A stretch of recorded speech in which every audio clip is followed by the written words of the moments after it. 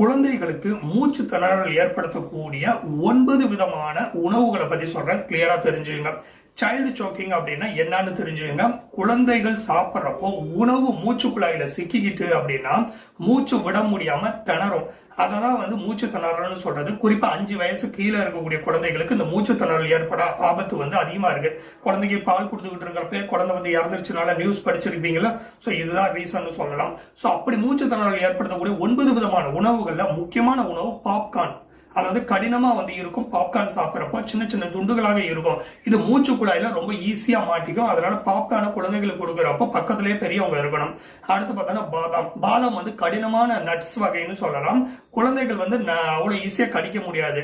அடுத்து பார்த்தோம்னா முழு திராட்சை, ஹோல் கிரேப்ஸ், இதை பொறுத்த வரைக்கும் உருண்ட வடிவமா இருக்கு. இது ஈஸியா மூச்சு குழாயில முழுமையா அடைச்சு கொள்ளக்கூடிய அபாயம் இருக்கு. அடுத்து பார்த்தோம்னா கடினமான கேண்டி, அதாவது கரையாம இருக்கக்கூடிய மிட்டாய் வகை இருக்குல்ல, இது திடீர்னு வலிக்கிட்டு தொண்டைக்குழியில போய் மாட்டிக்கும். இதனால மூச்சு விட முடியாது.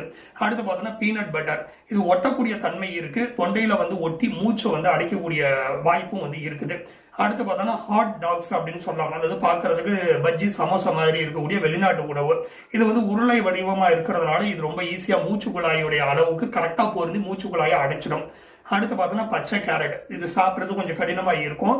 சரியா மென்று விழுங்க முடியாது. இதுவும் குழந்தைகளுடைய மூச்சு குழாயில மாற்றத்துக்கு வாய்ப்பு இருக்கு.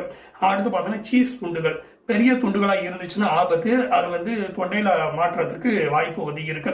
அடுத்து பார்த்தோம்னா செர்ரி டொமேட்டோ சொல்லலாம். உருண்டை வடிவமா இருக்கும். முழுசா விழுங்குனா மூச்சு குழாயில அடப்பு ஏற்படுத்திடும். சோ பாதுகாப்பா கொடுக்கணுங்க. அதாவது திராட்சை பழம், செர்ரி, தக்காளி இதெல்லாம் கொடுக்கறப்ப நீளமாக நறுக்கணும். இல்லைன்னா சின்ன சின்ன துண்டுகளாக வெட்டி கொடுக்கணும். கடினமான உணவுகளை நல்லா வேக வச்சு மென்மையாக தான் குழந்தைகளுக்கு கொடுக்கணும். குழந்தைகள் சாப்பிட்றப்ப அவங்களை ஓட விடக்கூடாது, விளையாட எல்லாம் விடக்கூடாது. ஒரு இடத்துல உட்கார்ந்து சாப்பிட சொல்லணும். பெரியவங்க கண்காணிப்புல தான் உணவை சாப்பிட சொல்லணும்.